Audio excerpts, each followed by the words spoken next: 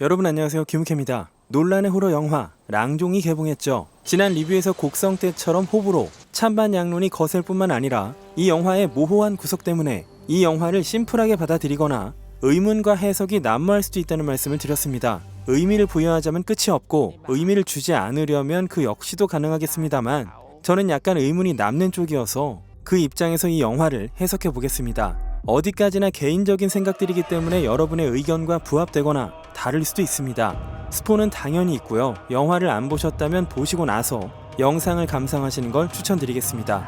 그럼 지금부터 영화 랑종에 대한 해석을 시작합니다.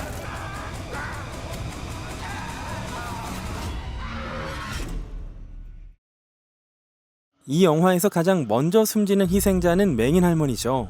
시신도 보이지 않고 어떤 방식으로 죽었는지도 보여주지 않습니다. 원한 관계도 딱히 아니고요. 영화의 중반부 대부분은 귀신이 밍을 지배해가는, 밍이 더 이상 밍이 아니게 되는 과정을 그리는데요. 귀신이 밍을 통해 누군가를 직접적으로 죽이는 걸 보여주는 데까지는 다소 시간이 걸립니다. 아기 소리를 내고 숙모를 유인한 뒤에 죽였죠. 이때가 귀신이 밍을 완전히 지배하지 못한 상태라고 가정해 본다면 사실상 최약체에 가까운 맹인 할머니는 꽤 괜찮은 실험체입니다. 눈이 보이지 않는다면 그 악을 느끼는 방식도 어쩌면 다를 수도 있습니다.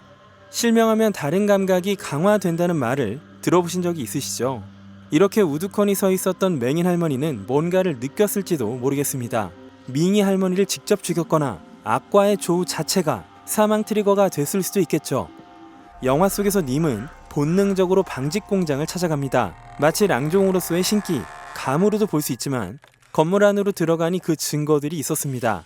선대가 보험금을 타먹기 위해 본인이 운영하던 방직 공장에 불을 질렀었다죠. 늦은 시간까지 일하고 있던 노동자들이 있었다면 인명피해가 있었을지도 모를 일입니다. 샨티의 말에 따르면 큰 화재로 주변의 동물들, 벌레와 식물들도 전부 타 죽었습니다. 그렇게 셀 수 없는 생명들이 죽은 원호는 저주가 된 것이죠. 폐허가 된 공장엔 뭔가 의식을 치룬 흔적들이 있었는데요. 이건 이 방직 공장을 운영하고 불을 지른 당사자와 그의 가문에 원한을 가진 사람이 있었다는 것을 보여줍니다. 그리고 하필 방직 공장이죠. 이런 곳엔 압축 원단이 있고 불이 나면 상황 통제가 쉽지 않다고 합니다. 기사도 빈번하게 있습니다. 태국과 방직 공장만 입력해도 화재 기사가 가장 먼저 나올 정도입니다. 태국을 비롯한 여러 아시아 국가들은 임금이 저렴해서 제조 원가를 절감할 수 있기 때문에 섬유 및 의류 산업에서 상대적으로 많은 기회가 주어집니다. 태국에선 섬유 및 의류 산업이 제조업종 규모가 가장 크고 전체 제조업 노동인구의 20%가 넘는 인력을 고용하기 때문에 꽤나 그럴듯한 설정으로 보입니다. 그렇기에 님이 방직 공장을 찾아간 이유는 샨티가 꼭 의식을 방직 공장에서 치러야 한다고 말했던 이유와 겹칠 수 있습니다.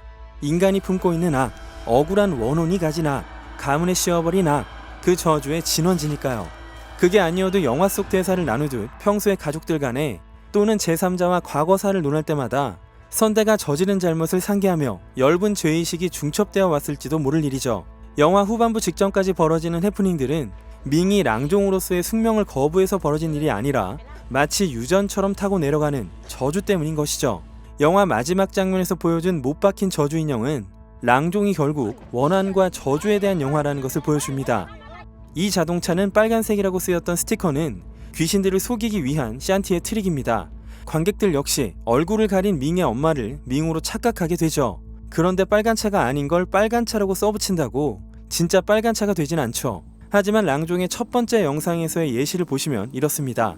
태국 시골의 한 민가에서 적어놓은 건데요. 이 집엔 남자가 없고 개와 고양이만 있다고 써놨습니다. 이런 걸로 눈속임을 할 수 있다고 보는 것이죠. 그런데 미신적인 요소들은 사실 다 이렇습니다. 빨간색 티셔츠로 귀신을 쫓을 수 있다고 믿는 것처럼 샤머니즘의 형태라는 게 다 이런 게 아닐까 싶습니다.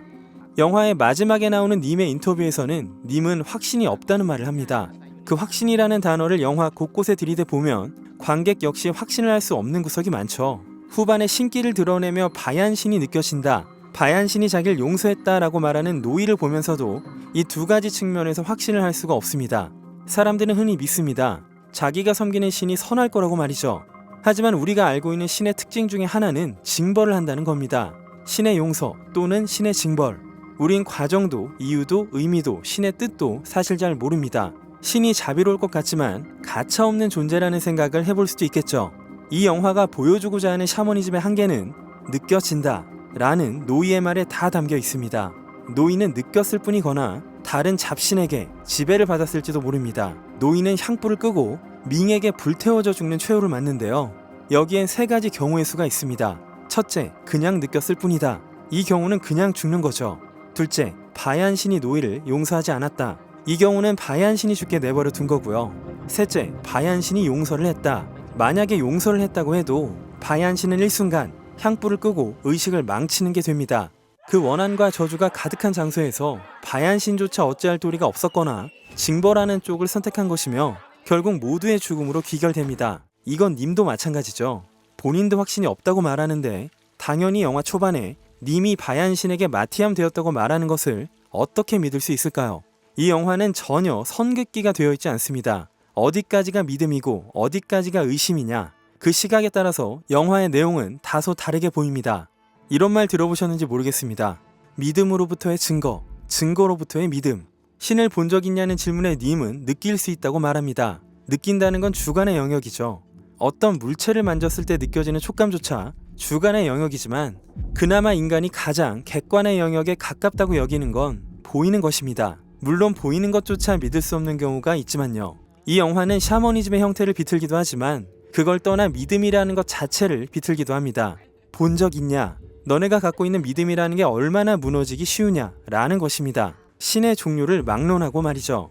이 영화는 증거로부터의 믿음을 바라나 믿음으로부터의 증거만 있는 상황을 그리면서 님에게 했던 질문을 관객에게도 합니다. 신을 본 적이 있는가? 라고 말이죠. 님은 언제부터인지도 모르게 바얀신을 받아들였다고 말합니다. 그리고 마지막 인터뷰에서 그 믿음이 흔들리는 모습을 보여주는데요. 왜 랑종 같은 오컬트 호러 영화들은 다 악만 주구장창 보여줄까요? 곡성에서 종구는 왜 마지막에 그런 선택을 했을까요? 인간은 악을 본 적은 있으나 신을 본 적은 없습니다. 그렇듯 악이 훨씬 선명하고 와닿고 두렵기 때문은 아니었을까요? 이런 세상에서 믿음을 갖는 건 인간에겐 가장 큰 시험이기도 하겠죠.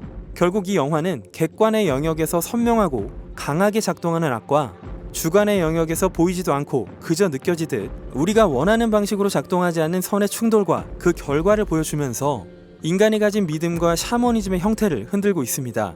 이 영화의 결말이 찝찝한 이유는 스토리가 나락으로 가서도 아니고 사람들이 죄다 죽어서도 아닙니다. 그 선명한 악의 형태만을 이 영화가 줄곧 비추기 때문이죠.